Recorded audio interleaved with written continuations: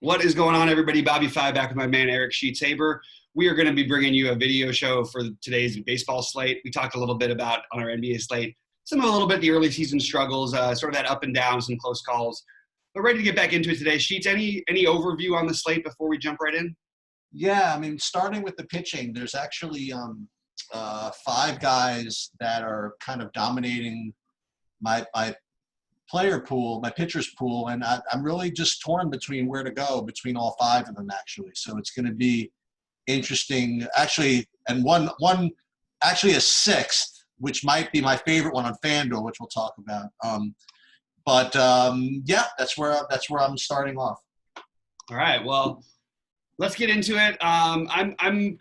We'll go game by game, and then we'll talk about pitching as we go, and then figure it out at the end, I guess. But why don't you bring up your screen and we can start fresh? Sure. And yeah, and again, this is totally just stone dummy lineup, sort of. I threw some players in or whatever it is, but these are all right. So we'll start with the Mets Washington, which actually features, I think, the highest price pitcher on the slate, who I am not going to be playing. I didn't really have interest in either of these pitchers, either Steven Matz or Patrick Corbin. One thing that's interesting on FanDuel, if you go to FanDuel for today, like they'll list Scherzer for some reason right now as like the top pitcher on the slate. It's a mistake because they said that he's going to pitch Wednesday. So they put him in. I wonder if he gets ownership today. I wonder if people are actually playing. Hopefully we'll correct that before the game starts. Yeah, I hope so. I hope not, I guess. Again, I didn't have too much interest in either of these teams to stack. I had really very little interest in these two pitchers. We could, try to find one-offs out of these guys, but I did want to say that I made a mistake when we were talking about Robbie Ray a week or so ago. I was saying that, I remember I played Robbie Ray against the Mets and he didn't get out of the first inning because of a hangnail. No, it was Patrick Corbin. I made a mistake. It was actually Patrick Corbin who I played as a GPP play, and he didn't get out of the first inning. So I just wanted to clear that up. So I really have not much of an interest in this game. What about you? I don't have a ton of interest in the hitters in this game, but I do have a couple one-offs that I'm just going to talk about really quick. Okay. As far as the hitting goes, I'll play a little bit of Trey Turner. I don't mind if you end up with like Suzuki. Starlin Castro's really cheap, batting third, and at the splits advantage, you use him at second or third. Those guys are all fine. Probably not really going to get heavily into it on this particular slate, but I feel like Pete Alonso on the other side, if you're not using Corbin, is a strong play. Again, you get the lefty-righty matchup. Corbin can get above power at times. But overall, when you look at the lefties in this lineup, it's hard to be too – I'm not as afraid of this Mets lineup as maybe we would have been and how they've played lately. There's a lot of lefties in this lineup, and then you're bringing Brian Dozier back from no man's land to probably bat near – who knows, maybe near the top of the order. J.D. Davis has been good this year, but I don't really – I'm more looking to pick off one home run or something like that from Corbin. And then I'm going to play some Corbin. I'm never going to stop the highest K pitcher rates. I'm just going to play him. I'm not overwhelmingly in love with it. He's not my favorite necessarily play, but we'll get into some other guys who are, I think, much more borderline that are going to be popular also. Anything from the Washington side or Steven Matz or anything else? No, Matz, you can throw him in. I don't mind him, actually. The price is reasonable, but I don't like it against this lineup particularly. If you were going to play anybody, I said Turner would be the guy. If Robles was higher in the order, but he won't be today. Howie Kendrick, Kurt Suzuki, they're all fine. I just don't feel excited about them. Okay. All right, so moving on, I guess. Toronto against Atlanta. And man, I did better than I thought I was going to do, I guess. I shouldn't say that. Yesterday I attacked Atlanta with DeGrom as a pivot off of what's his name, off of Cole, and DeGrom was pretty good. I mean, as I was looking through the Atlanta lineup, I mean, I don't know what I was so afraid of. I mean, there was Albies, I guess, was all right. Freeman, Acuna. I guess Atlanta's probably in play a little bit today against Shoemaker. It's kind of hard from not to be in play against Shoemaker. I didn't have any interest in Shoemaker as a pitcher. Max Fried, again, you and I don't want to disagree with it. I've never really been particularly impressed with him. He didn't really make my pitchers on this slate, and I have a feeling I'm going to get yelled at because of it. So again, I mean, maybe some of these Atlanta hitters like Acuna, Freddie Freeman, Albies would be my top guys, and I do have enough respect for Fried that I'm probably not going to play in Toronto. Yeah, so Fried I actually think is a pretty good pitcher, and he's been really good. Like I said, last time he was out there, he was dominant. Yeah. I'm willing to definitely play him against a team with this many Ks in their lineup, but I am a little bit concerned because of some of the righties, and it's only going to be 2 lefties probably that he faces, and they're actually decent lefty hitters. So I'll play a little bit of Fried, but I have to throw in my obligatory 10% of Vlad Guerrero against the lefty at 4,200. So, but I don't really want to pick on him either. Bo Bichette and Vlad Guerrero would be the 2 guys if you're playing anybody. Maybe Gurriel, but I don't think I'm going to need to. I do like the Atlanta bats, but I don't think that I'm going to end up getting to fully stack them a bunch on how many things there are out there today. But I would just prioritize Freeman, Albies, Acuna, obviously, and then Matt Adams would be probably the best of all of them just because he's so cheap.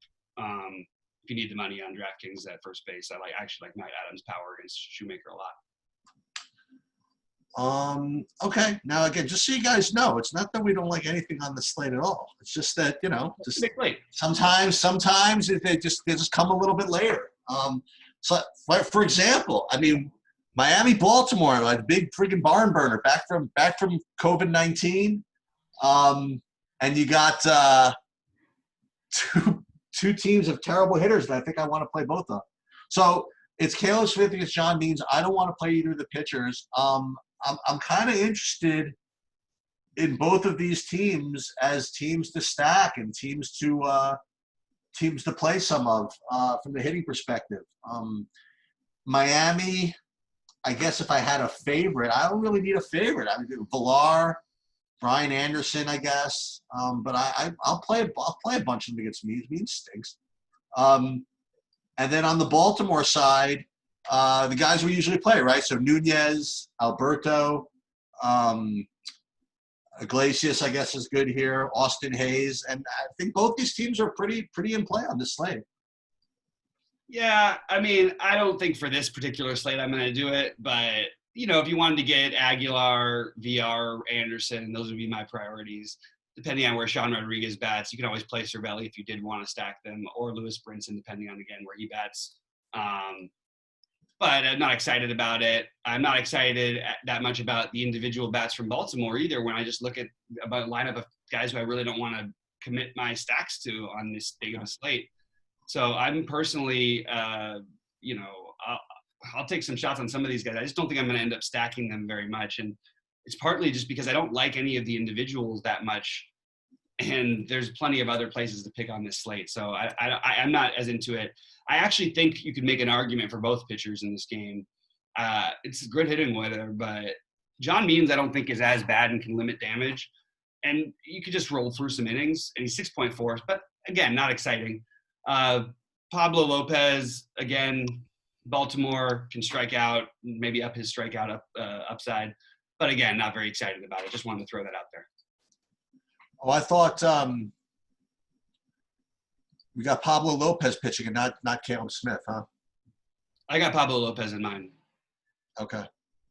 I'm going to relook at that again because I would have preferred actually to go against Caleb Smith. I actually was going to say that I would much rather play Caleb Smith though, because I think that the strikeout rate could just come back for one game against a team like this, and you might end up with one of the best scores on this slate with a guy like Caleb Smith. So.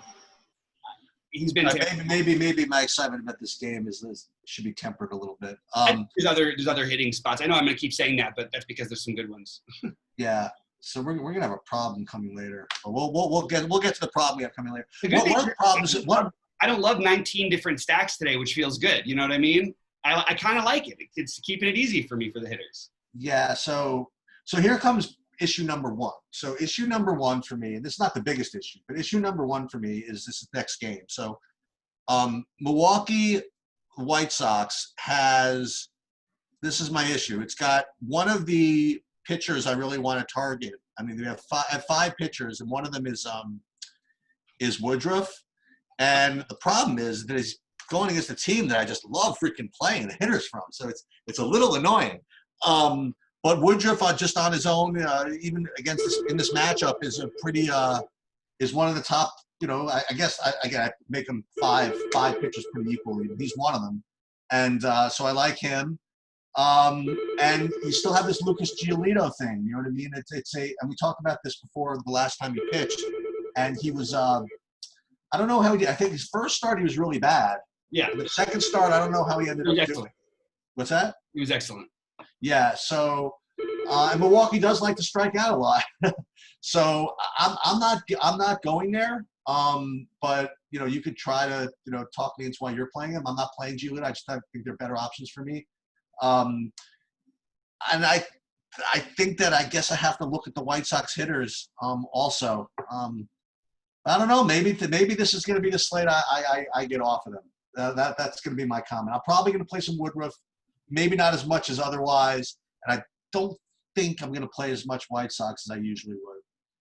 Yeah, I have zero interest in any of the hitters from the White Sox. Okay. I feel I like the way this matchup is going to set up for Woodruff. There's a high K upside for him. You know, I'm into taking a shot on Woodruff.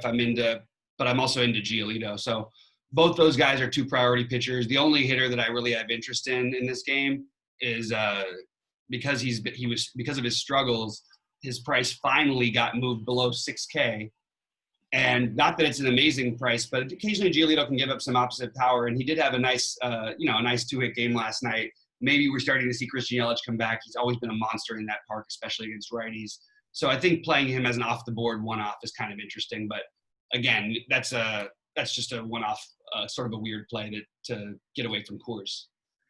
Yeah. The one guy, again, we picked up on this like literally the first day of the season, but this guy, freaking Robert, is the nuts. I mean, I love this guy. Yeah. He hits it hard. I think he had a stolen base last night also. Yeah, I had a nice little one of my nice little two-man stacks. I had him and Abreu a few places together last night. This is strong.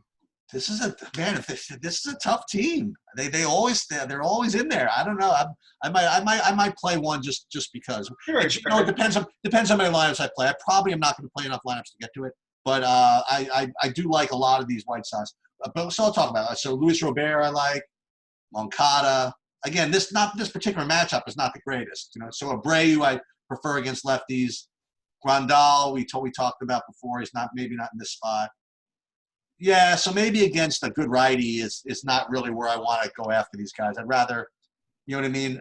So we'll pass on the White Sox temporarily. Yeah, I do think that, especially with Mazzara now in the mix and everything too. Like I think that this offense is really, really good. So that's another. But there is a lot of Ks in it. You know what I mean? So it reminds me a little bit of the Texas offense from the last few years. All right, let's move on. Chicago City, which we have to do the normal thing because this was the most important thing of the slate yesterday. What's that? This was the most important thing of the slate yesterday. Oh, the wind?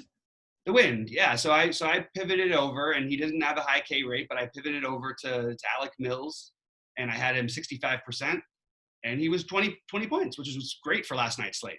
Yep. And then I also had Danny Duffy, who was good on the other side at 15 points, 6,600, pretty solid. Could have, obviously they both couldn't get the win. Just Mills did, but right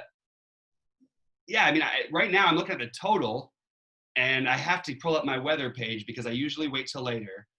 But if this looks right, then we're going to have a very hard time not playing Kyle Hendricks. Yeah, he's one of my five pitchers.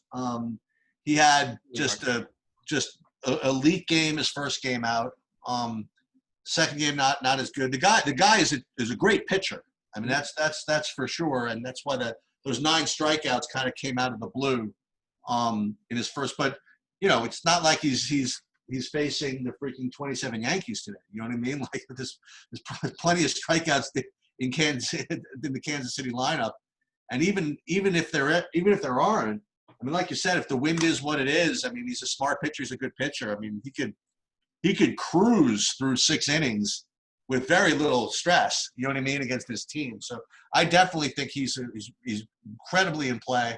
I don't want any of the hitters from either of these teams, and I don't know who Brady Singer is, but I'm not playing him. So for me, it's Kyle Hendricks who's going to have a good. You know, if I have 5 pitchers on DraftKings, probably like 40% of my lineups, right? Something like that.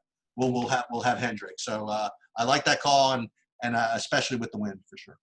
Wind blowing in 11 miles an hour, 68 degrees, suppressing home runs by 27%, suppressing total runs by 12%, and the ERA is 15.5% better in these conditions. So those are all very, very strong signs. And in a matchup where I already would have liked Hendricks anyway. So, yeah, it's going to be hard for you to talk me off of Hendricks on this slate, and I don't think you're going to try. So I'm very into him. If I'm not going to play Brady Singer on the other side, but maybe, I mean, like if you're playing a bunch of lineups, maybe you throw him into one. He's getting the same weather help. But yeah, no hitters for me. I wouldn't even consider one. Okay, moving on to San Francisco and Colorado.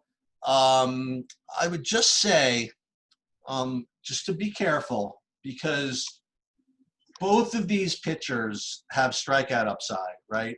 Gausman and Marquez. Now, obviously, Marquez is just a significantly better pitcher than Gausman, but you know, I wouldn't just sell out the rest of my soul to make sure to play this whole game. Just a little bit of caution, especially if it ends up being really, really chalky. I'm not going to play Gausman as a pitcher, but I got a tremendous amount of ridiculous interest in Marquez in this spot.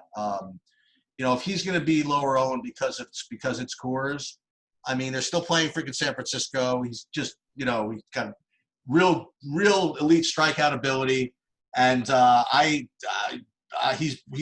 he was my 6th pitcher on DraftKings. He didn't quite make my top 5, but he might be my top guy or one of my top 2 on FanDuel. And it's kind of scary to do, but San Francisco stinks and Marquez is really good. And look, it's not like San Francisco's a 7 total; it's 4.9. And you know, if I'm going to bank on strikeouts, I mean, yeah, he can give up home runs, but it's not like Barry Bonds is still playing for the Giants. You know what I mean? Like I have to worry about Yastrzemski and Crawford. You know what I mean? I'm not that worried about it. I don't know. I guess I should be, but I'm just not. If anything, I'd much rather try to get the Colorado hitters than anybody on San Francisco. I mean, that doesn't take a lot for me to say that, but so might as well talk about that. Pretty much everybody, right? You could start with the lefties because Gausman's starting the game, but he could be out of the game within 3 innings anyway. So you could get anybody, but I'll start with the lefties. I'll start with Dahl and Murphy and Blackmon. Not in that order. I mean, Blackman's obviously the best, but Blackmon, Dahl, Murphy, just like I did yesterday, actually. And Story and Arenado are great. You know what I mean? However many of them you can get in, I mean, I certainly think that they're certainly the top stack with respect to raw points and all that stuff. So, yeah, I would try to get Colorado guys in. I'm not as in a big old hurry to get San Francisco guys in. If I had to, Yastrzemski, Dickerson, Brandon Belt, I guess. He's not really that good. I don't know. So, what do you think of this? You don't want to join me on Marquez at all? Or? No, I would be interested in Marquez. I actually feel like we've come across a couple other good pitching options, but I do like Marquez a lot. And I just don't think I'm going to end up using a ton of them just with because the other options. Same here. I'm not afraid of Kevin Gausman in Colorado. Like I actually play Kevin Gausman probably more than almost anybody, and I have for years. So in Colorado, for a pitcher who can get wild, I just don't think this is going to spell a very good situation for him. We do have the wind blowing in, but it still looks like the hitting weather is actually a little bit better today than usual, even in Colorado. So I'm into the Rockies. You know what I mean? Yeah. And it's basically you're going to see all of them in some of my lineups, and the lowest owned will be Tony Wolters. I don't know who's going to crack the lineup. Chris Owings has been hot, but they don't have him projected in the lineup right now. So it's really going to depend on how it shakes out. The priorities would be Blackmon 1 always, Arenado 2 always, David Dahl 3. Not always. Sometimes it's David Dahl. Sometimes it's Trevor Story. Trevor Story right behind him. And then you get into Daniel Murphy, Ryan McMahon. All those guys are good too. Just not quite as I don't like their positions as much. I don't like their value versus position as much as the other guys. Okay. Including Matt Kemp. Don't forget Matt Kemp. He's starting to. My boy's playing. I've always said if he at the end of his career goes to Colorado, this guy's going to hit like 400 or something. I know he's like done, but every time he's playing in Colorado, I can't help myself. And by the way, it's like one of the few things I've done lately that's made me some real money because he hit the back-to-back home run games. Even had a decent game, 10 fantasy point game yesterday, which was just fine as a part of a stack. Anyway, but yeah, I'm into Colorado, and I might even 5-man stack them today, but most likely going to be a 4-man. Okay. So Dodgers and Padres are really, really interesting for me because I probably should play more of this, but I'm not going to. So what the hell's going on? So I'm probably not going to. Like all the pitchers here, well, not Dustin May, I presume he's pitching, right? Yep. So Dustin May and Lamet, both those guys just didn't quite make my pitchers list. And as far as the hitting goes, the Dodgers didn't quite make my hitters. They're probably like my maybe fifth or sixth favorite team, maybe fifth or so favorite team. So that's my initial take. I wanted to get your opinion on some of these guys.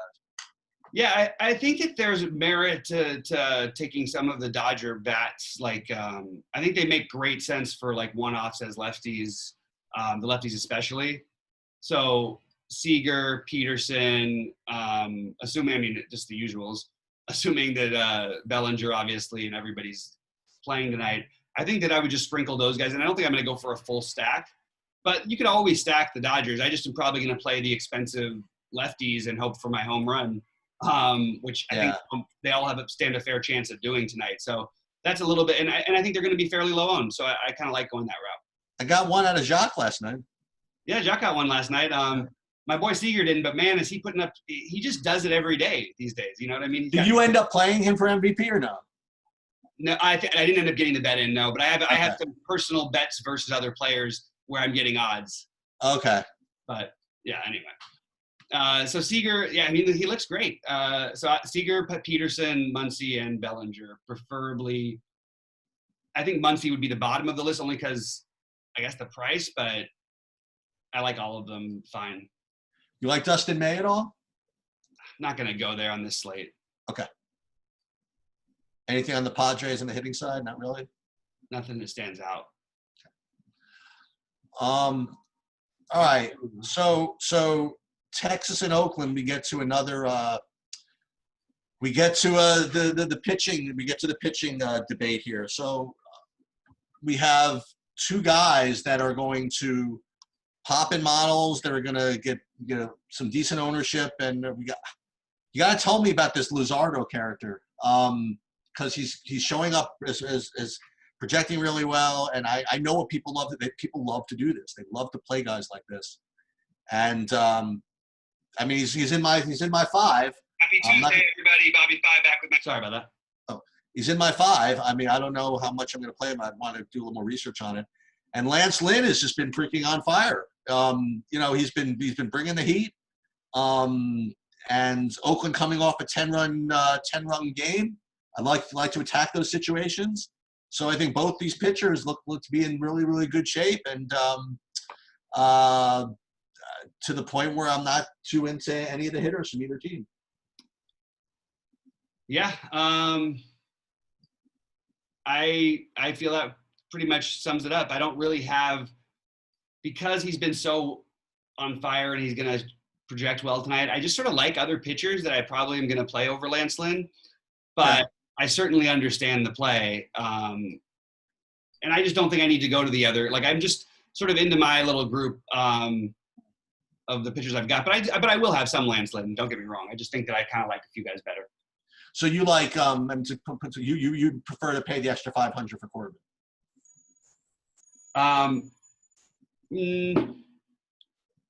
Yeah, I think I would want to mix, but I think I would. You want to save the $800 and go to Giolito maybe? Yeah, I like Giolito. Okay. And I also like Woodruff, so it's like a little bit tricky. Yep. Any hitters in this game or not really? I'm sorry about that. I just don't think we should need to go there. All right, so Houston against Arizona. I have no interest in either of these pitchers, but I do have an interest in as one of my teams to maybe go after is to take some Houston bats against Bumgarner. And to that end, I will go with the righties. I will go with Bregman. I will go with Springer. I will go with Altuve and Gurriel. I never get right when it's right to take Jack Mayfield at 2K or wherever the hell he is at 2,300. But those guys are fine. I don't know if I want to play Brantley against Bumgarner, although they moved him up a little bit. Maybe Correa, but I think this is a team to maybe go after here. I know Bumgarner can be tricky, right? But this is one of my teams. They're not as big of a deal as Colorado, obviously, but I think that Houston is a good team to take some of these hitters. Yeah, this is my number 2 stack of the day. Okay. I really like Houston.